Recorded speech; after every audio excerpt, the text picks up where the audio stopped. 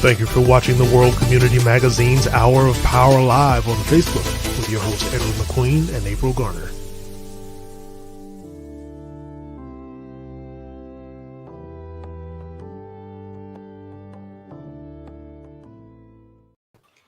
Good evening. It says it's time for broadcasting. Understand. April, how you doing? I'm doing great today. How are you? That's fantastic. Great. Father's Day has gone by. We know, but that's one of the great days of the year. But this past weekend, I had the opportunity to witness something that was, an extension of Father's Day as far as I was concerned. It's nurturing fathers, and that's going to be like the topic of our guest today. First of all, I should say, good evening. I'm your host, Ed McQueen, and co-host Ms. April Garner. So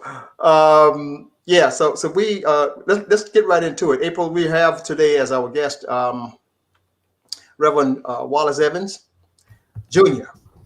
And he has been the executive director of A Father's Place for the over 20 years. And today we just want to talk about some of the successes that a lot of people just don't know about. But if potentially they see somebody that they think would be that would fit in well at the Father's Place, and what Reverend Evans and this fantastic group that he has, what they're doing, I think we've reached part of our goal. Okay, So to our listeners, please listen well, and you think you know everything about Father's Place? Maybe not, but there's a lot to offer, and I was impressed. I'm impressed every time I go to their graduation. Okay, and I just want everybody to see that, and we're going to try and to show graphically today what maybe the last one that they had. But anyway, let's get right into it. And I understand that they've been doing this for 20 plus years. 20 plus years, yes. Okay. Yeah, 10 plus years. That's amazing, especially for a nonprofit organization to exist for that long. Absolutely. And this guy, Reverend Evans, he's just tireless. He's tireless, and he has a lot to say at every graduation or at every event that they have. And you can tell that his heart is into it, and you can tell by the product that he has produced. He and his staff have produced, and we're going to give the staff their kudos in a few minutes and talk about their staff. There's some wonderful people, but he just seems like he just wants to keep throwing all that he has into it, and those are kind of leadership that's the kind of leadership that we need in this community. And it's been doing well, especially for our men. Okay, and in this case, we call it Father's Place, and he's going to come in and correct me if I'm wrong. So Reverend Wallace, let's get him. Let's have it. Let's welcome him to the show. Let's welcome him to the program. All right. Well, first of all, we want to remind our viewers that if you have any comments or questions, you can post them in the thread, and we will moderate those comments and questions for you. And that's if you are on Facebook or YouTube. We'll be more than happy to share those comments and questions with our guests. Of course, he can see them, so he'll be able to answer any questions as well. So let's welcome Wallace Evans Jr. Hi, Wallace. How are you? What's up? How y'all doing? Doing fine, sir. Yeah, thank y'all for having me. I do want to correct one thing. We have been doing this work for almost 21 years now. We celebrated our 20th anniversary. We couldn't do, all that we wanted to do in 2020 because of COVID, but we are approaching our 21st year. And I've been the CEO of the organization since 2004. Want to give a shout out to my homeboy, Michael Burgess. Some of you know him from Myrtle Beach. He was the original executive director of A Father's Place from 2000 to 2004. And I've been in this role since then. Awesome. Well, kudos to Brother Michael. The transition has been a successful one, as we can see. I hope so. Yeah. Yeah, absolutely.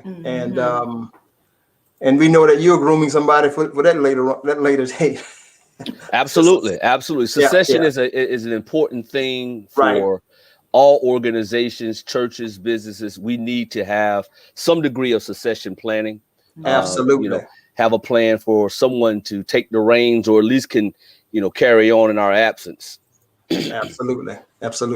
Yeah. So, you want to tell us a little bit before we get started, and tell us a little bit about Father's Place. We can dwell on the successes if you like, but it's up to you. Gotcha. Well, we are the Father Engagement Initiative for this region. We have 2 offices in Conway, 1 in Myrtle Beach, 1 in Georgetown, and we serve in Georgetown, Horry, Marion, and Williamsburg counties. And it's all about building strong dads. We believe dads make a difference in the lives of children. And I've been exploring or utilizing this why statement. Simon Sinek always talks about start with why. And so our why statement is this: we are inspiring responsible fatherhood so that our children can thrive. And towards that end, it's always about building strong men and helping young men. I want to talk about that here in a few minutes. Our new work that we're expanding to do in touching the lives of young males, which has been a consistent request over the years that we've done sort of in spots and places, but we actually have some grant funding to provide some prevention services for young males. And so it's helping them understand what it means to be a responsible fatherhood and hopefully delaying becoming a father too soon. Absolutely. Yeah. I think each year, it crosses my mind. I kind of, because I communicate with your staff sometimes, and sometimes we communicate with you during the course of the year. And I'm wondering what you're going to come up with next. And each time, you'll become very creative over there in terms of, I guess, fundraising also, and getting yourselves out there, known. And I don't know how many people know that you're not just in Horry County. You're in Williamsburg County, Georgetown, I believe. So forth. So yes. So go ahead. No, go ahead. I don't want to. I have a lot always to say about fatherhood. I've been doing this so long, and I love this work. So I digress. Yeah, that's okay. I passed by the Georgetown office. You have to pass by it if you're going. You put your head off of got the name of that street, but it's Fraser. Yeah, and you got to see it over there. So it's a nice complex. So it seemed like it's pretty well established there. Yeah, your headquarters located in Conway, right? Yes, that is correct. Yes, in Conway. Okay, you want to tell us a little bit about your headquarters there? Well, we started out of our original office on Highway 378 back in 99, 2000. And that was our original office. And we were really funded just for a 5-mile radius around that office. There was just a high incidence of father absence within that community. And so our initial work was limited just for that space. Around 2003 or 4, we expanded to all of Horry County. Around 2010, we then took on Horry and Georgetown. And since then, we've expanded to serve Marion and Williamsburg counties. And we just provide an array of supportive services to help fathers get and stay actively involved. And then again, we're helping young males understand their how to make wise and responsible decisions so they can be great dads one day themselves. Absolutely. I suppose that over the years, and you've had it since 2004, I've seen a number of, I'll just say quote unquote, great dads matriculate through there. So what are some of these challenges that you run across in producing this great dad and so forth? Wow, that's a big question. Fathers face internal and external barriers. So internally, some men have not had a solid model of manhood themselves, so they don't really know what it means to be a father, to be a man. They've not seen it, so they don't understand how to navigate in that space. They've not seen healthy relationships. So there's, I forget who I heard say this, but a lot of our young men are abandoned, angry, and armed. And that abandonment creates a great deal of anger. And a lot of them young men then become armed. And you see some of this violence as, happening within our communities. So that abandonment, that anger, these are some of these internal issues that some men are facing and dealing with. Just the fear of fatherhood. Then the external barriers, sometimes the mother is not allowing access, visitation. Sometimes the maternal grandparents are not allowing the father to be actively engaged.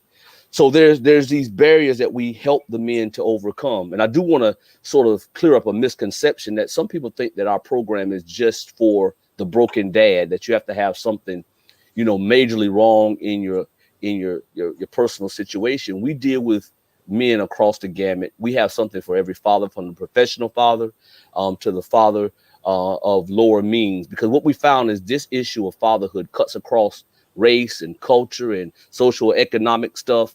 We're dealing with some of the same stuff when you pull back the layers. And so we just help fathers, divorced fathers. We have fathers who are in the home every day with their children who just want to be better dads. They don't have necessarily access or visitation issues or any challenges between them and the mother. They just want to grow and understand how to be a better parent, how to be a better father. And so, we have something for every man. Yes. So you mentioned visitation or not being able to see the child. How do you deal with that and not having a conflict with the social worker? Do you take the role of social worker sometimes? Yeah, of course. One thing, we work very closely with DSS. I mean, we've got a lot of community partners and agencies and so forth. What we do is help educate men and women about their roles, their rights, and their responsibilities. One thing that's unique to South Carolina, I say unique, other states, some other states have the same sort of legal situation in which if you are never married, the mother retains all custodial rights. And so that is a huge issue for men not understanding that they don't have any legal rights until they go into court and have some rights established. And, so a huge part of what we're doing is educating the men of understanding the limits of their authority and power in that situation. That's well explained, man. That's really laid out well. April, I know you can get to the comments later on, but these comments are kind of interesting, even though there are few. And the one that strikes me is from Reggie Dyson says, "How can the church play a role in what you're doing?" Oh wow! Thank you, brother Reggie. I'm glad you asked. One of the key things, let me. I might not be able to do them all in order, but I could do this one as the first priority. You can pray for the work that we are doing. Like that first and foremost, pray. And I mean, I'm not talking about a perfunctory pattern prayer. I'm talking about really pray. The Old Testament ends with God saying he's going to turn the hearts of the fathers back to the children and the children back to the fathers. So in my heart, I believe that we are a little small part of fulfilling God's end time message to the earth before he returns, of helping reconnect and reconcile fathers and their children, because it is a huge issue. So you can significantly spend significant time praying for our ministry, praying for fathers, praying for their relationships with their children. That would be a huge step in the right direction. Certainly, we do rely upon donations. Individual donors are a huge part of not just us, but any nonprofit. We've been blessed to have a number of grants, and have about 14 different funding streams currently. But as you know, grants come with obligations, with stipulations. There are some things you cannot spend monies on. So Right. individual donors allowing us to have unrestricted funds to be able to do more mission, that is a key thing. And so certainly we do invite our church partners to come on board and help support the work. So there's the financial piece. There's in-kind donations. We certainly take all sorts of in-kind donations, from clothing for our men to seeking employment, for interviews. We have other sorts of in-kind donations, from computers and televisions, and a host of different things that we try to pull together. We do have a volunteer component. This is another thing that I think would be a huge for some men.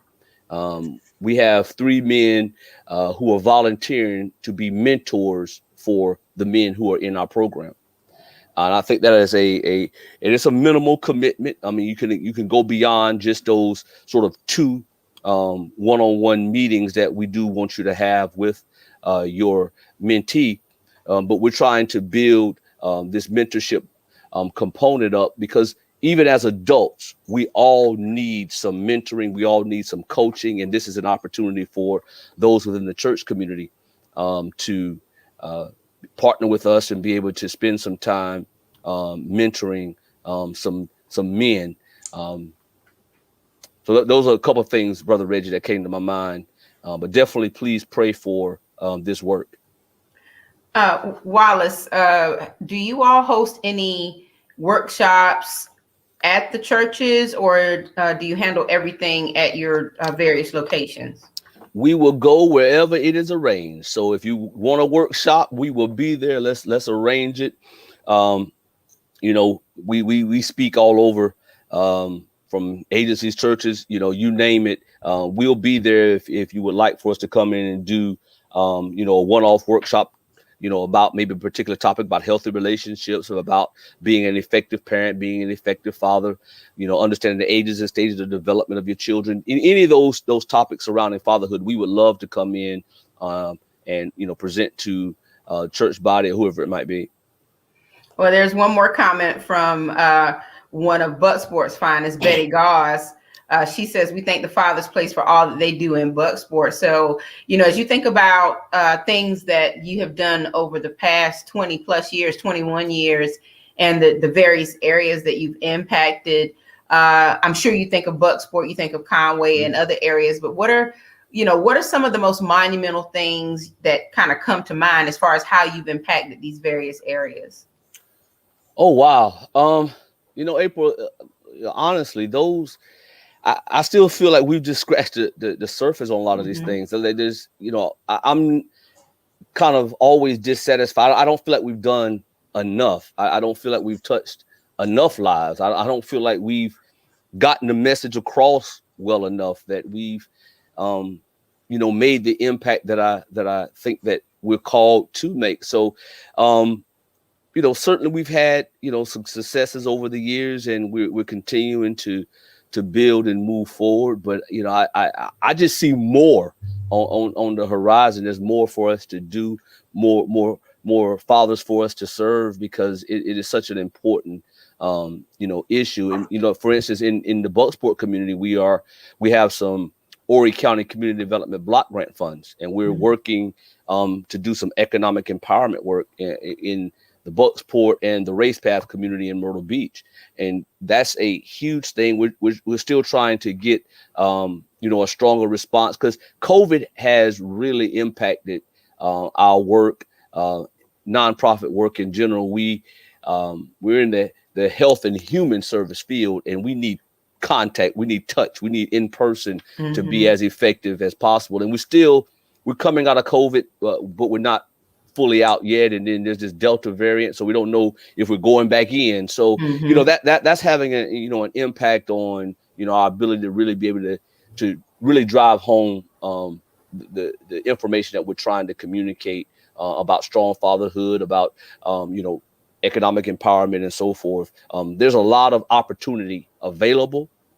Ori Georgetown Tech has, significant training programs. There's other organizations that have some great training opportunities that lead to some well-paying jobs, some career paths on the back end. So it's just really about exposing the community to all of these great opportunities. Mm-hmm. And they are indeed great opportunities. So, Brother Edward, do you want to let's take a little quick break and then come back and we can show them the Father's Pledge and some photos from the graduation? Right. That's fantastic. Graduation. Yeah, wow, we can do that. And then we can take some more questions and comments from our viewers as well. And we want to thank everyone for tuning in. So absolutely. Just sit tight and we'll be right back. Be right back. Right back.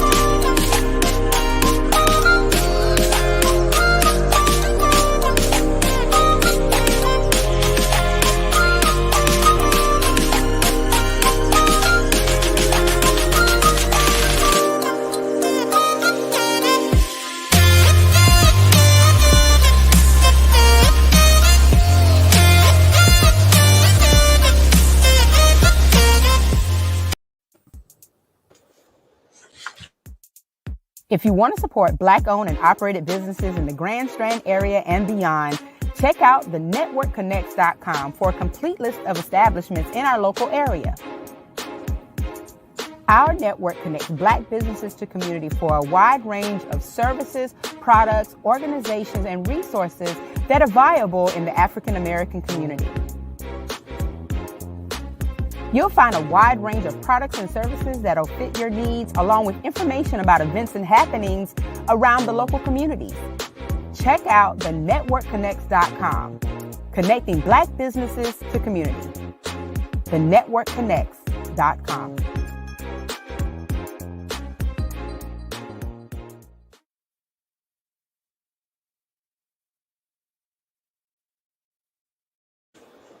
And we are back with Wallace Evans Jr. of A Father's Place. And we'd like to thank you all for tuning in and joining us. And of course, you see Brother Edward, Executive Director. We didn't mention it was Reverend Wallace. Okay. Yes, so many hats. You heard him talk a few minutes ago, and he referenced the scripture a little bit.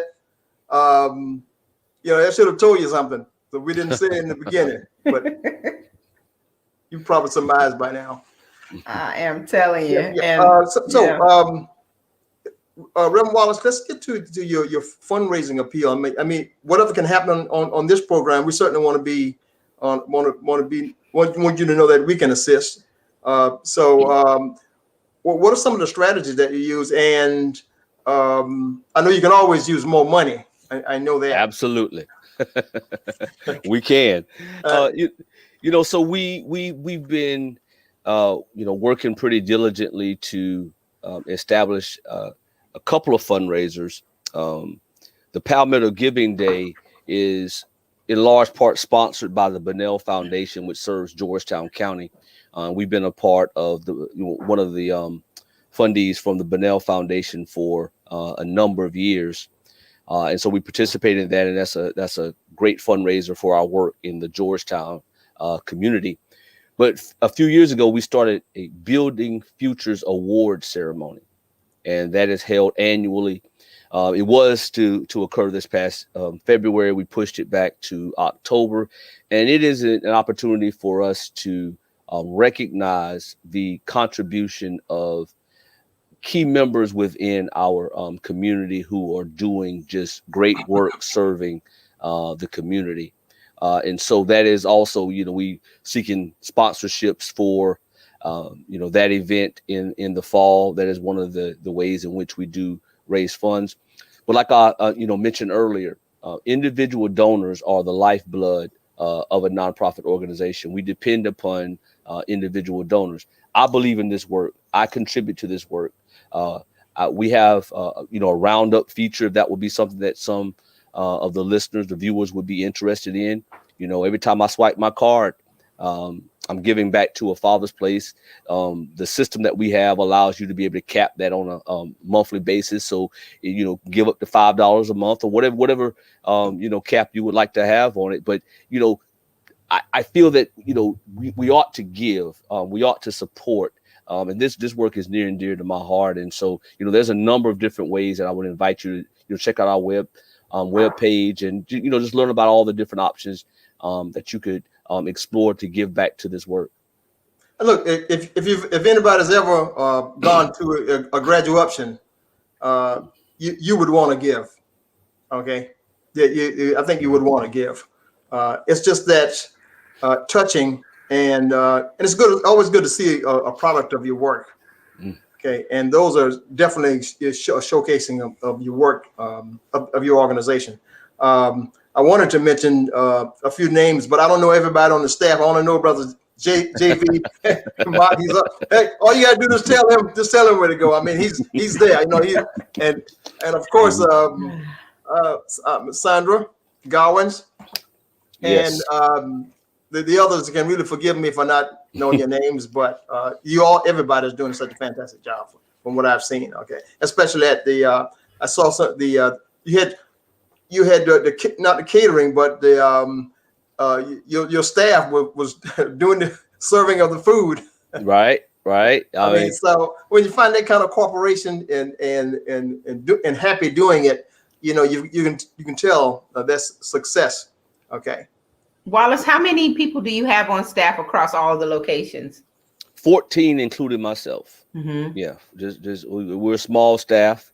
But I think we're doing a great work, and we couldn't do it without their effort, without their commitment. That function you saw on Friday night, that they put that on. They coordinated that. I chipped in here and there, but they led that effort, and it was their decision to serve. That didn't come down from me at all. I was not even involved in the planning process. Right. So I trusted them, empowered them, and they went and did a great event. And it's called graduate option because you never graduate out. You always graduate up. You graduate up to the next level of being a recruiter, an alumni, and then being a mentor for the other men coming along. So we're still building, we're still connected. We're building a brotherhood of fathers. I have a couple of questions for you, Wallace. One, and I'm surprised I don't see it in the thread. Usually she's there every week, but I was able to pick it up on our World Community Magazine Facebook page. Priscilla Fuller asked, what is the number of individuals that you serve on a yearly basis? Mm-hmm. And she also asked, what is the number of individuals that have completed the program? And she puts on a yearly basis, but overall, I'm sure how many people have actually come through your program. Right. So you could go to our website and pull down our impact report. So you can, get the full, numbers. So there's a couple of different ways in which we look at, participating. We touch a number of different people, a number of different ways. Right. From just providing referral services because how our offices are situated, we end up being a community resource center. So we're touching people's lives through allowing the use of our computer lab, giving referrals, just really pointing them in the right direction. Sometimes it's just sitting down, doing some one-on-ones with them. They might not ever enroll in our core fatherhood program. And that's men, women, boys, and girls, right? So that enroll in our core fatherhood program, that's around 300 men a year. We're touching many more beyond that, like I said, that are just coming and getting sort of a one-off service. So we have weekly peer support meetings, and our full curriculum is going to talk about healthy relationships, parenting, economic mobility, and men's physical and mental health.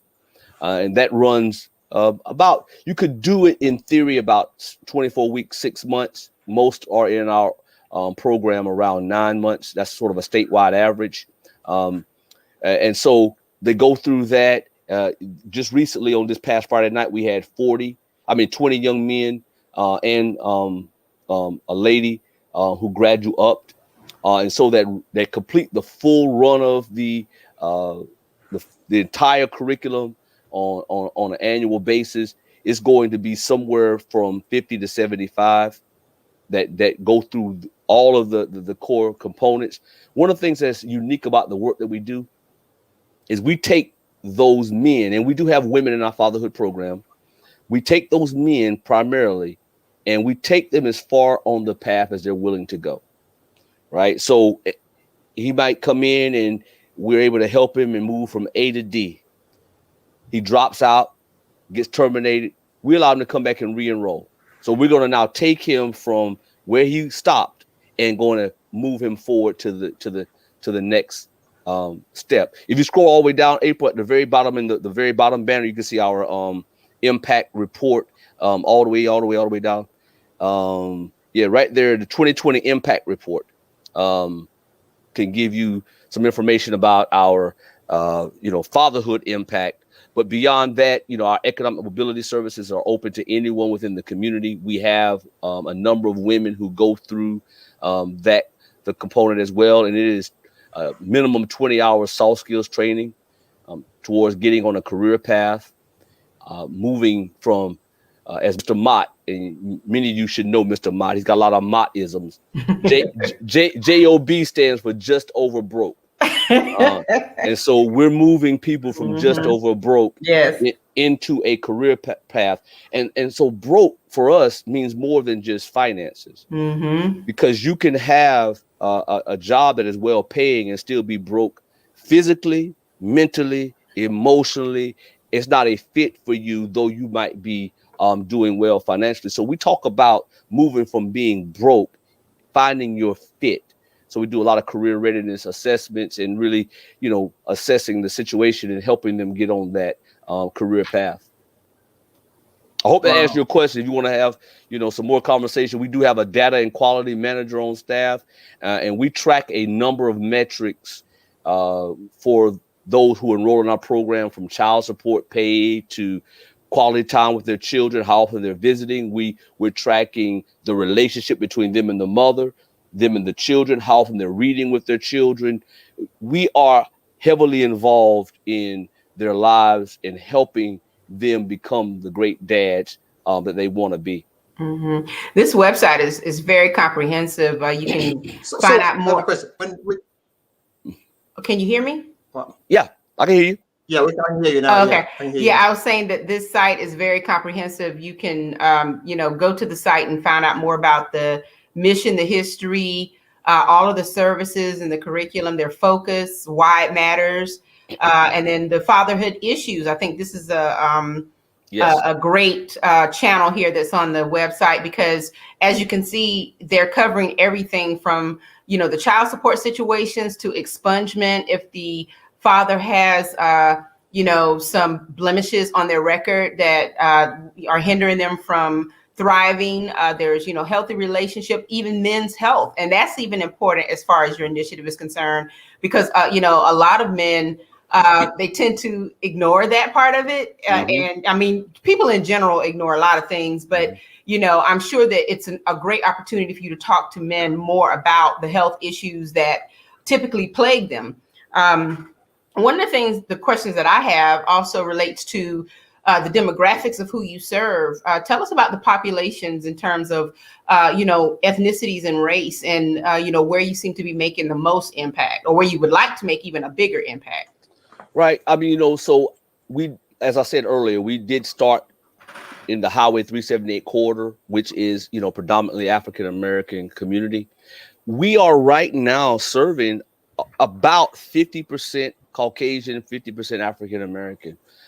We've seen a huge shift, over the years, because again, this issue cuts across race, culture, and all these other things that tend to divide us.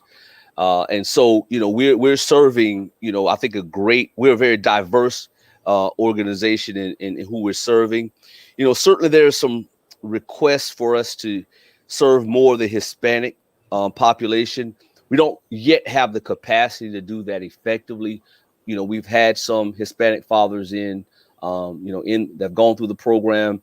There are some challenges when it comes to language barriers and then some cultural barriers. And so, that's one of the things that, we're really thinking, through how we can better serve that community.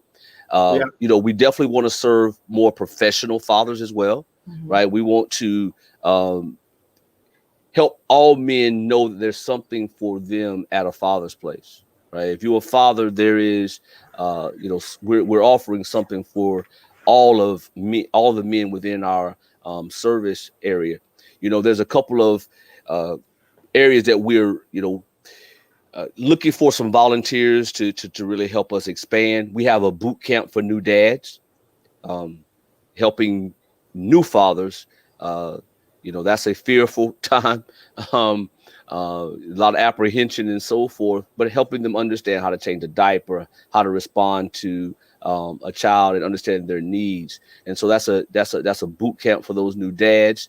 We have another little component called Dr. Dad that we're really looking to put some energy around, which is helping fathers take care of the little nicks and scrapes and things that toddlers and young people get themselves involved in. So those are a couple of areas. We definitely want to do more for our returning citizens, because that is another challenge when you've been separated from your children due to incarceration, really being able to bridge that gap when they're returning home. We want to do some more work surrounding divorced dads, because that is a unique challenge to be going through a divorce, have experienced a divorce, and that also creates some separation between fathers and their children. And we want to put some energy surrounding that, some focus surrounding that to really help those fathers. So we want to expand to have more situational fatherhood, to be truly holistic in covering fatherhood very broadly, to have something for every unique situation a father might encounter. I was speaking to a young lady who's with the Down Syndrome Society, and she made a remark to me. I kind of knew it, but she just talked about when children of special needs, when they're diagnosed, that many times the fathers abandon those children. And kind of understand some of that. I mean, I'm never excusing a father for not doing what he should do. At the same time, we try to understand it. And, fathers have a lot of hope, especially for their children, especially for their male children. And sometimes that feels like they failed. And so men back away for a number of reasons, no excuse for it. But we want to be able to help those men with special needs children to understand the value that a special needs child could bring into their lives, that they can learn and be taught so much because that child is there. And that's what I hear from parents who really stick it out and really are there for their children who have special needs. That child teaches them so much about life and how to love and how to be great people. Mm-hmm. You talked about the situations that you help fathers to just cope with and deal with. And there's I'm going to say this. Once upon a time, I served on the board of a father's place, so I kind of already know the answer to this question. But I think that what you're saying explains that there's some intersectionality and there's some crossroads that you all can help fathers with when it comes down to special circumstances, situations. So one of the questions is about whether or not a father's place works with the school system to identify those students who are suspended frequently.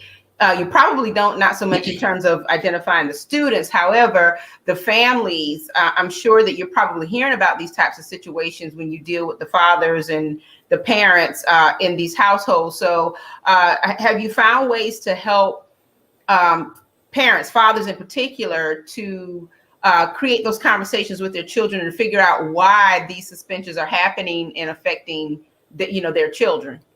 Yeah, I saw that question. That's another area that we really want to put more energy around. The Ready for Life reality check curriculum is what we're rolling out for young males. We're already in Georgetown County, working with Parks and Rec and Georgetown High football and Waccamaw High football team. But it is about helping young men have a reality check of what the financial cost, the emotional cost, how it can derail your future to have a child too soon.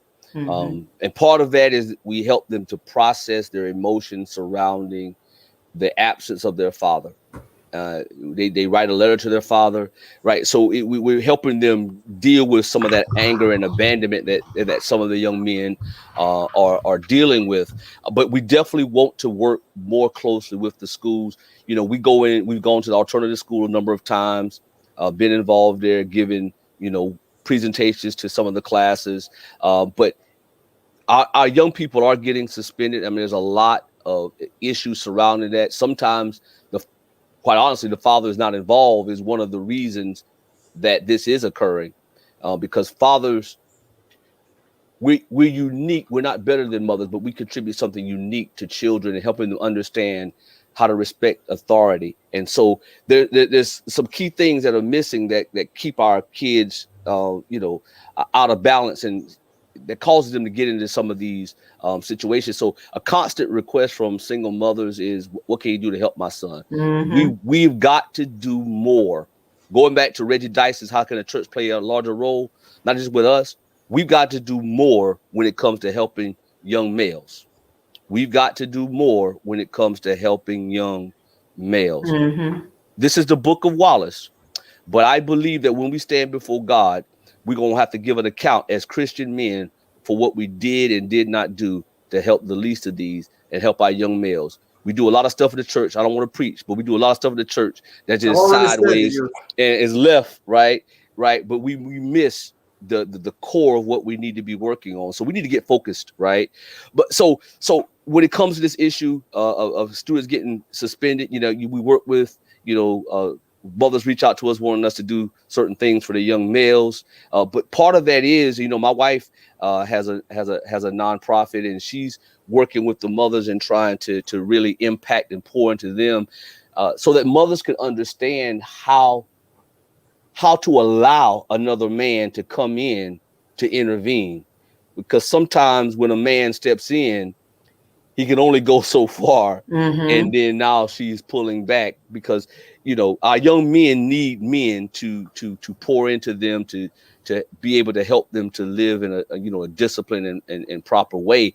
And so that is a key to us being able to, help turn around the tide. I mean, there's other issues surrounding suspension. You know, we got to look at helping the teachers be better, better trained, be more culturally aware. You know, so there's a lot surrounding that. We're trying to do our part, and we definitely want to partner more with the school system, the school district, so that we can, work with them to help reduce, our young people being suspended and expelled from school. I hope that answers the question. But we work in a small way. We want to do more. So if there's a way that you can help facilitate that, we would love to work with you. So you mentioned a holistic way and an all-encompassing way, and you may have said something about it, and may not. But have you explored having an intervention process with the judicial arena? For example, if could you have an influence on having a judge to be flexible in sentencing, stuff like that? Are you working towards that? Well, we have that when it comes to some degree when it comes to child support, because of our relationship with child support services and the family court, that we have some men who are mandated into our program in lieu of going to jail for non-support of their children. We had a great meeting about 2 weeks ago with the solicitor's office, and so we're going to be doing some more things with some offenders from the solicitor's office. But yeah, certainly that is something that we have, and again are growing and expanding in that area to be able to provide alternatives to incarceration, because at the end of the day, incarceration costs us as taxpayers, and it doesn't lead to the rehabilitation that sometimes we think that it should, or we want it to. So, we want to be a partner with the court system to help those men and women who are ready for a change.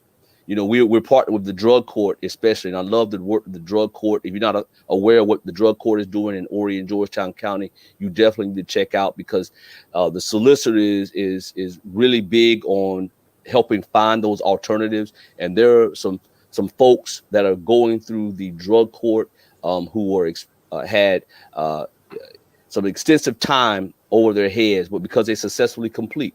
And matter of fact, Brother McQueen, on Friday night, some of those young men also just recently graduated from the drug court program, because they're dual enrolled in both of our programs. And so a few weeks ago at the Rock Church, they went and had their graduation from the drug court, and now they completed our program and they've graduated.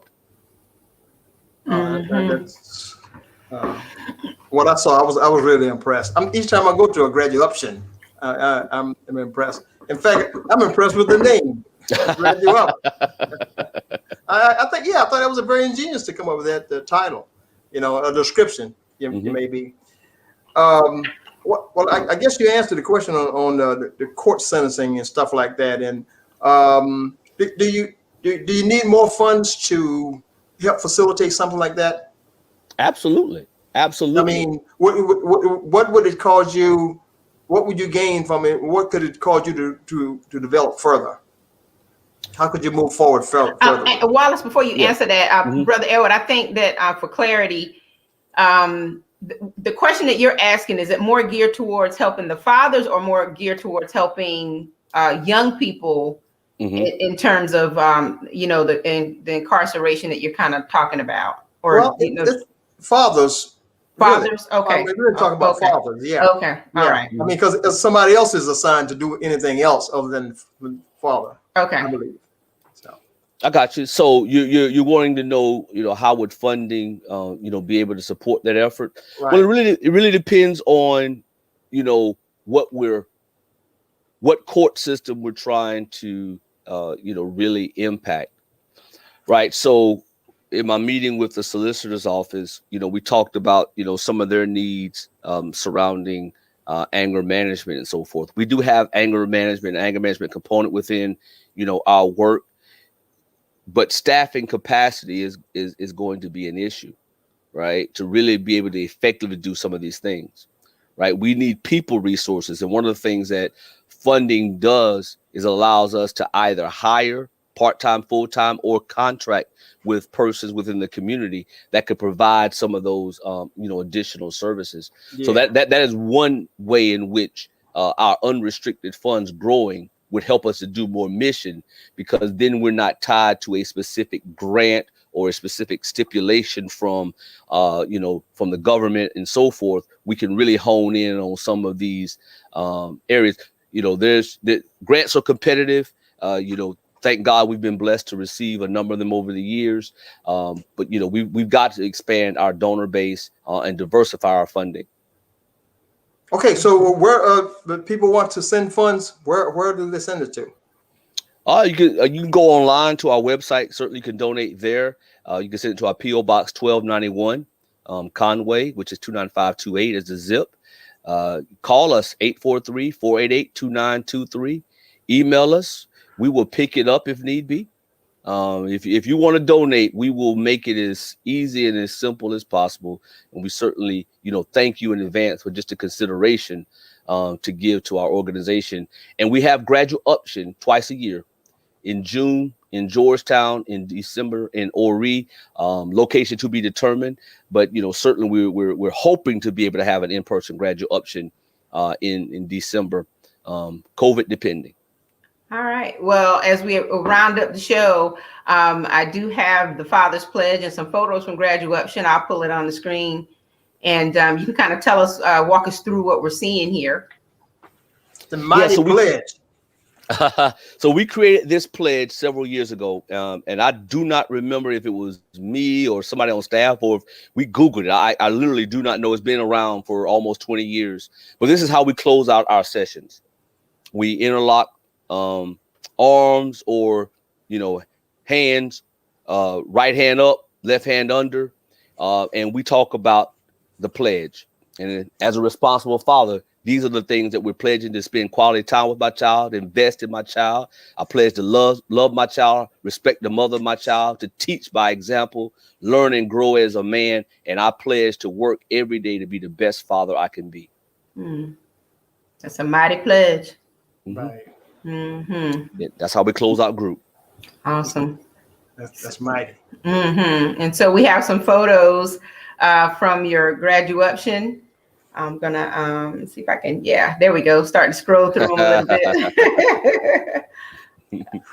Yeah, just great gentlemen doing great, things. For some of them, it was the first time they ever wore a cap and a gown, receiving a certificate. The gentleman there in the middle, Joseph Stiltner, he's actually featured in the Ad Council National Fatherhood PSA campaign called Dedication. You definitely need to check that out. It's a little 60-second, but he's all over the nation. On some of you should probably see him here locally, but he's all over the nation. Being seen in that PSA. He actually came through our program, awesome. Mr. Joseph Stiltner, and he graduated up. Now he's on staff. That's awesome. He had a lot to say. Yeah, he had a lot. Definitely go on our Facebook page. You can watch the video and hear a couple of testimonials from the participants, and hear Joseph's speech to the men. So these are your graduates. Those are the ones that were able to be there. We had a few. One got married and was on his honeymoon trying to get back. So there was this life situation. Some had to work, but we had I think it was 8 of the 20 that were there. On the right hand side, Mr. Stephen Rutledge. He's a graduate up from several years ago, and he wanted to come back and speak about not only what he got from our work, but his testimony was about the fact that he is now. He had to get a job, and so he would take any job. He worked at Hardee's, but he started off working at Dunkin' Donuts, and everywhere he went, people would just notice his work ethic. Now he is the head trainer from Mount Pleasant, Charleston, up to North Myrtle Beach to Conway. He said, if you're going to be trained at Dunkin' Donuts, you got to go through him. So he came back to tell his story. Phenomenal, yes. Yeah. And that's Larry White, our board chair. I think that's it. Yeah, that's it. Let me just tell the audience. Usually, and you can concur with this, I believe, Reverend Wallace, that usually there's a lot more graduates lined up in these chairs, man. This past Friday was just like 8 of them, and like you said, there were 20 who were supposed to have been there, but usually, I mean, it's a lot of money. It's very impressive, at least to me. I mean, I can't speak for everybody, but at least to me, I just thought it was so impressive. So, congratulations to all those people who matriculated through that, and Godspeed. And this is a community event, so if any of you that are watching would like to get an invitation to the one in December, email us. We'll definitely put you on the invitation list and make sure that you know the date and time and location, all that good stuff. We'd love to have you. Yeah. Great banquet dinner, and then we have a great program, great ceremony. Well, Wallace, this was some great information tonight. Absolutely. And you and your staff across the various counties, you're all doing a phenomenal job. I know that firsthand. And I tell you, I don't know what Horry, Georgetown, Williamsburg, I don't know what we all would do without a Father's Place. So many fathers you've impacted, and that I have some personal connection to that as well. And, they can't thank you enough. And so continue to do what you're doing. Obviously, you have a God charge. You're led, you're purpose driven, and it shows in your work. It always has, and I believe it always will. So thank you so much for coming to the show and sharing with those of who listened and watched, who know you, and those who did not know you before the broadcast. Now you know. They know you now. Now you know. Exactly. Mm-hmm. Thank you. Thank you for having me. Mm-hmm. Yeah, you're welcome, sir. Absolutely. Okay. Brother, everyone, take us out. Yeah. But just want to say one thing. Sister April, the Guess who had a grand opening this morning at 10 a.m. That's Woodyard Insurance Group. Mhm. Yes, Marlene Woodyard. Marlene, Mhm. she's doing a fantastic job, man, I Yeah. tell you. And she just decided to have her grand opening today. It was done in high fashion. It's a very nice office. Sorry I can't share the photos with you, but it's a real nice office inside, and it was well attended by some local, including the mayor, who was there for the ribbon cutting. It was just great. So congratulations, Miss Marlene Woodyard. Woodyard. Really? Okay. It's Marlene Woodyard. Okay, and she's an insurance broker. So, and the business is located at 1311 13th Avenue. Now, it's kind of tricky how you get to that. You don't, familiar with Conway a whole lot. At least it was for me.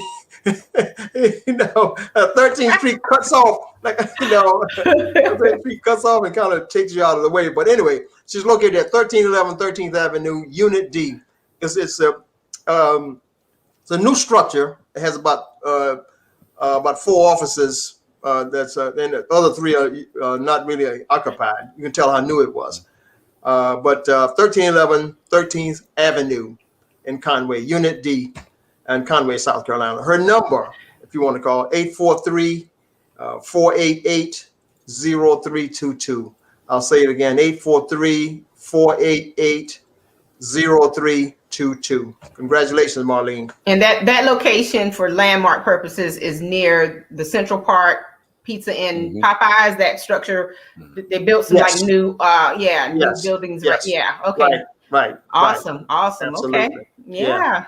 Real nice offices there. Yeah. Well, congratulations to Marlene, and I'm sure Greg is smiling down on her. And I'm happy that she's able to continue her work in Conway, and because and I was going to say this earlier too for you, Wallace. COVID put a pin in a lot of businesses and organizations that have yet to recover, and so again, it's a blessing to be able to say that you're still impactful and you're still here. And so that's great that she's able to do her grand opening today. Absolutely. Absolutely. Well, thank you all for joining us. Thank you to the ones of you who shared this post across social media. I'm always scrolling through social media in the background to make sure we're not missing any comments, and just want to give a special shout out to the Gullah Geechee Chamber of Commerce and South Carolina Solid, Georgetown NAACP branch 5520 for sharing the post today. We really do appreciate it. And of course, you always want to share great information. So we thank you, Wallace Evans Jr., for being here to talk about A Father's Place. Thank you. Keep up the good work, man. We need you. Thank you. Yeah. All right. Well, take care and God bless. And we'll see you next time. Next week. Yeah. Right. Going into the 4th of July weekend, I know that people tend to celebrate and use it as a time to, pretty much welcome in the summer, but please be very safe. Please be cautious and just, enjoy yourselves, but make sure that you are still being mindful of the precautions that are out there. So everyone have a safe weekend as well. Indeed. All right. See you next week. Godspeed. That'll be good. Thank y'all. All right. Thank you for watching the World Community Magazine's Hour of Power Live on Facebook with your host Edward McQueen and April Garner.